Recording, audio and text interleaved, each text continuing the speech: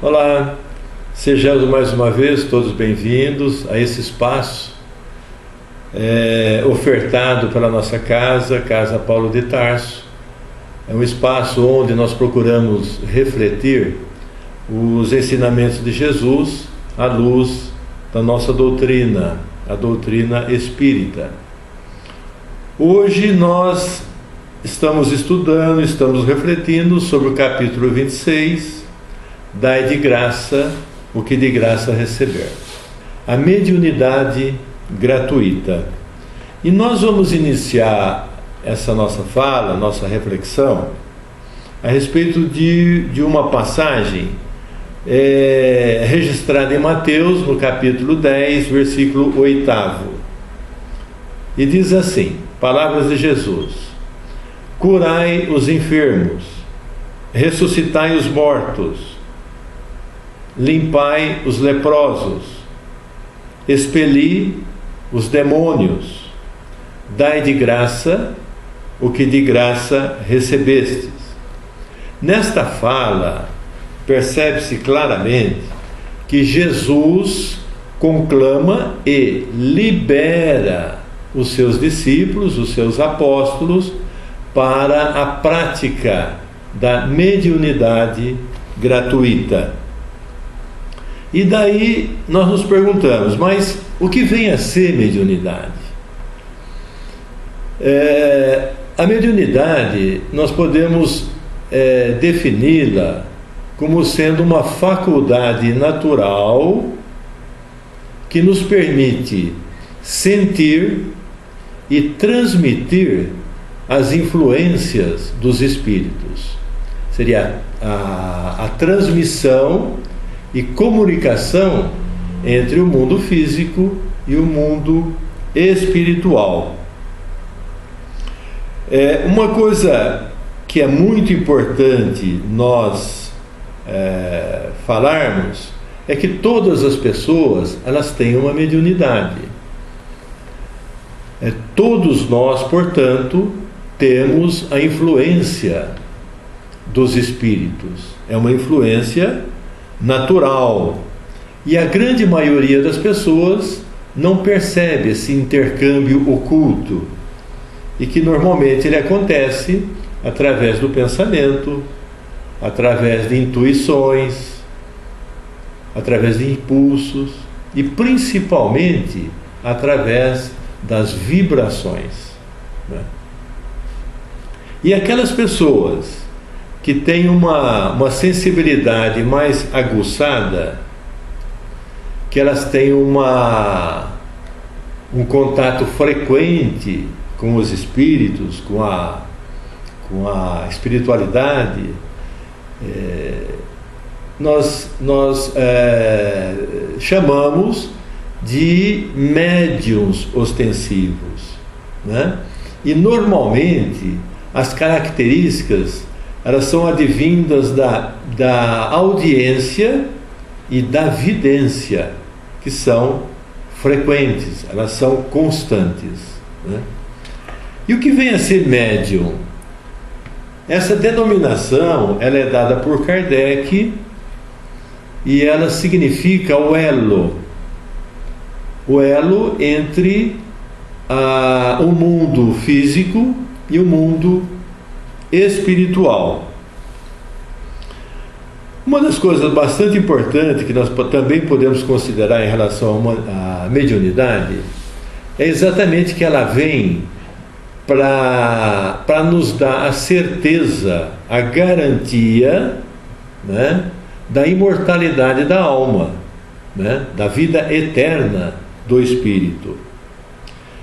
E também nós temos a certeza, essa convicção, ela vem da nossa própria doutrina, que a nossa doutrina, todas as suas informações, todas as colheitas, né, informativas, elas vieram através da mediunidade, né? Quando os benfeitores espirituais mantiveram contato, na época de Kardec, né, como os médiuns, né, nos idos de 1800, 1857, né? quando se deu uma atenção muito grandiosa a essa questão. Mas, em todos os tempos, os espíritos, eles vêm até nós para nos orientar, nos esclarecer, né? E nos iluminar a nossa evolução moral, né? E isso daí é uma coisa que inclusive consta até nos próprios evangelhos. Nós temos essas constatações, e podemos até dizer que tanto os médiuns modernos quanto os profetas e os apóstolos, eles receberam o dom gratuito de Deus de serem os intérpretes dos espíritos, né? Para que os homens, independente de classe social, independente de poder econômico, eles fossem encaminhados para o bem, né? E também tivesse acesso à ideia consoladora da vida eterna, né?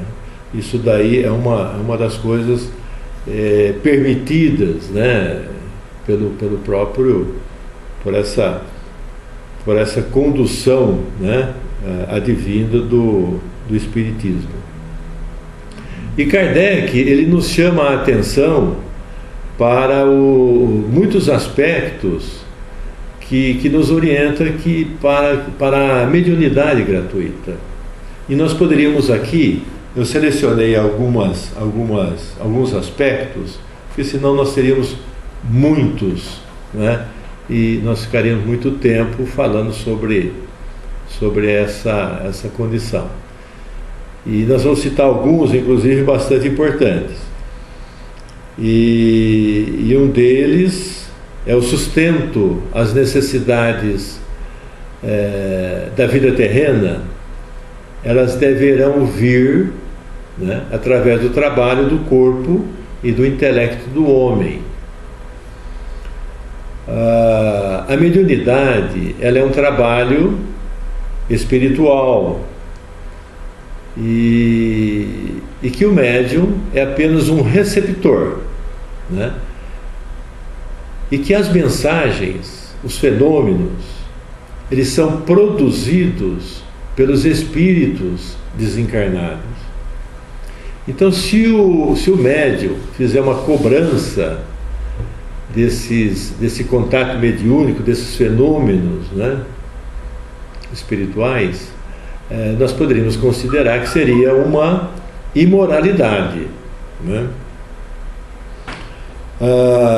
A comercialização também, a própria profissionalização do trabalho espiritual é algo que traz um problema grandioso para os médiuns, porque se aproximam deles os espíritos, primeiro os espíritos superiores, e com a cobrança os espíritos superiores, eles se afastam e se achegam mais os espíritos inferiores, e trazendo consequências desastrosas espiritualmente, né, na vida presente e também na vida futura desses médiuns. E uma coisa também que é conveniente se respeitar é exatamente a atenção para aquelas pessoas que não têm um poder econômico, são desprovidas, né, de valor econômico.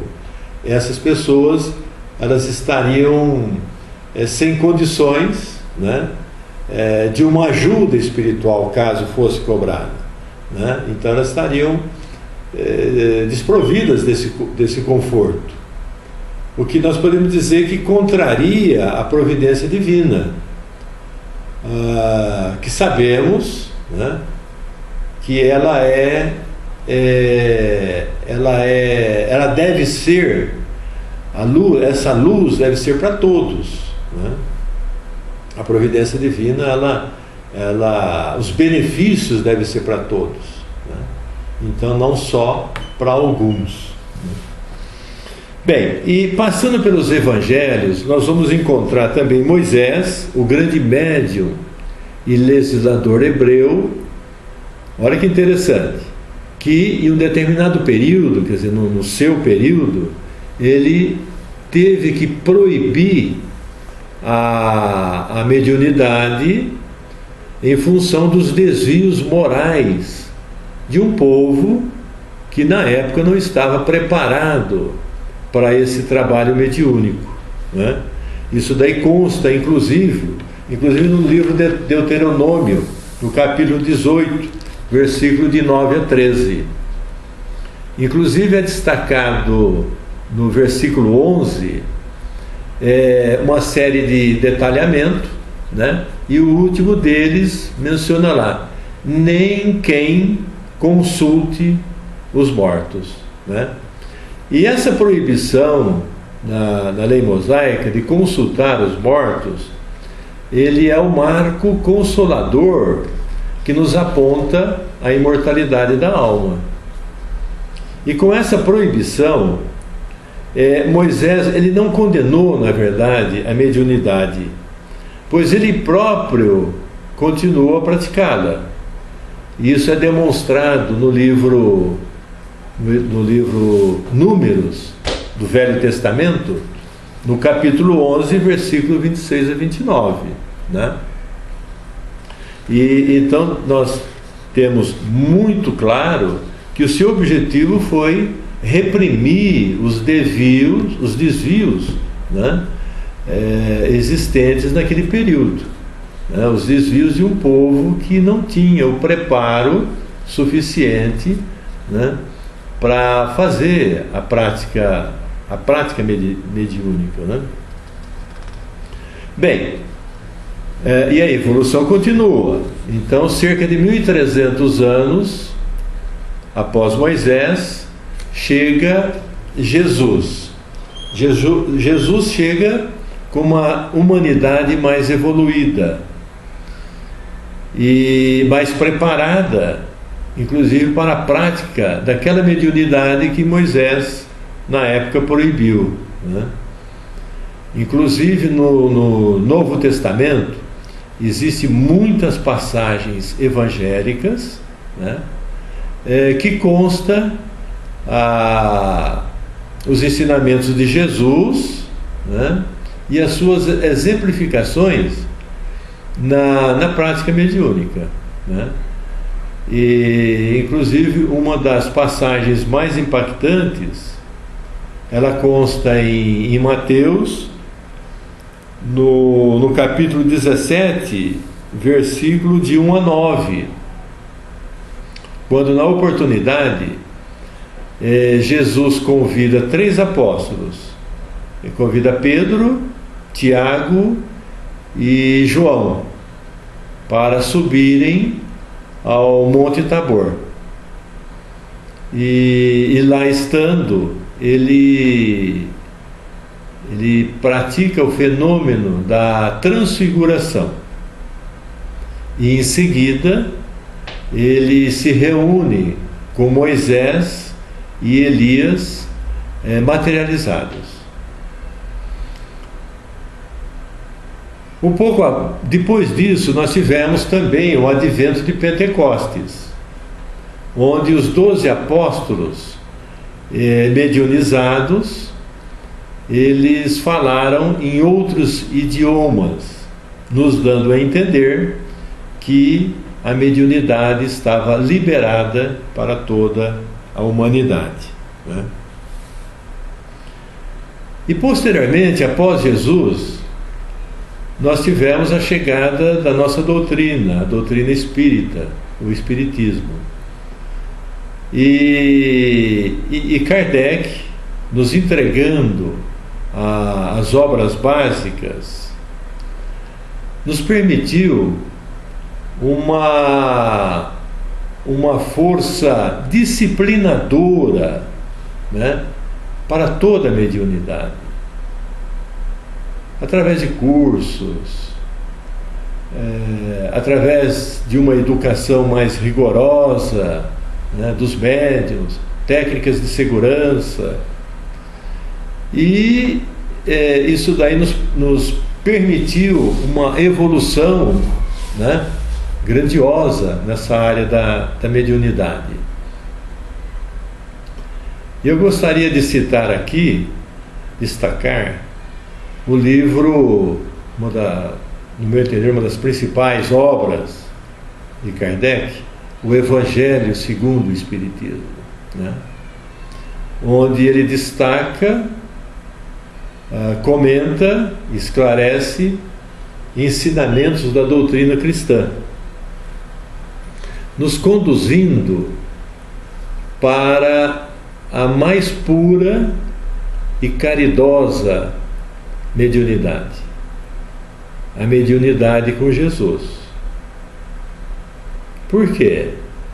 Porque o seu Evangelho é uma bússola orientadora, é uma lição divina, uma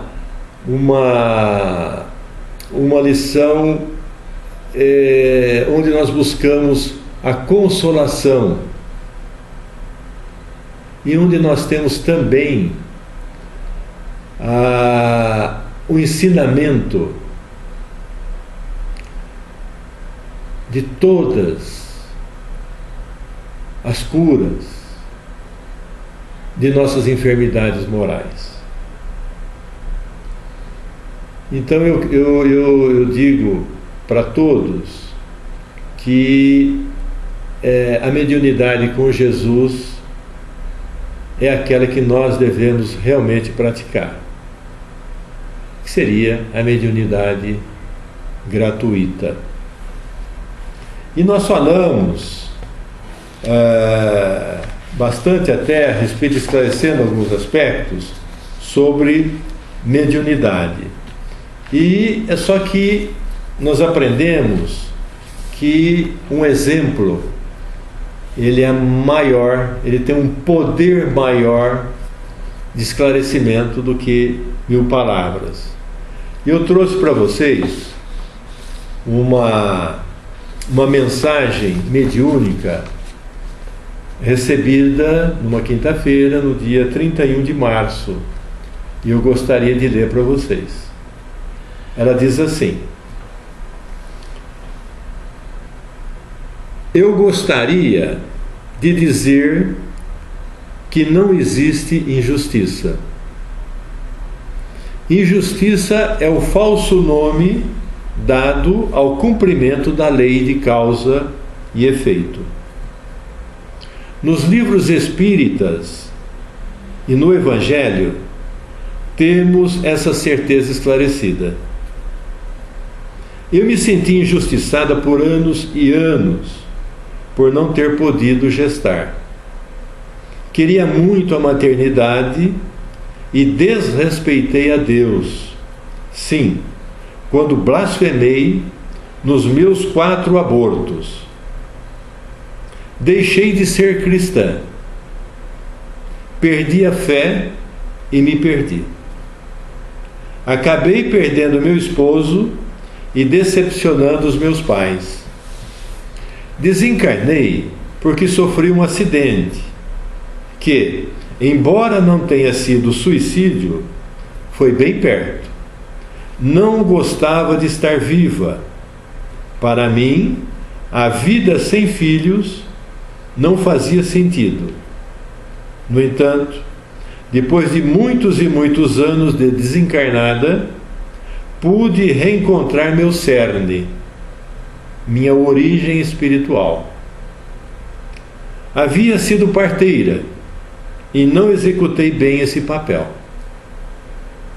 Deixei muitos partirem e muitas gestantes perderam seus filhos por minha incompetência. Desta forma, escolhi novamente ser parteira e me perdi de novo. Após 2 chances mal aproveitadas, nasci infértil. Perdi bebês, gestei, mas eles não nasceram. Me revoltei e perdi a 3ª chance. Hoje aguardo uma nova oportunidade. Espero poder reencarnar e melhorar agora que a minha revolta acabou.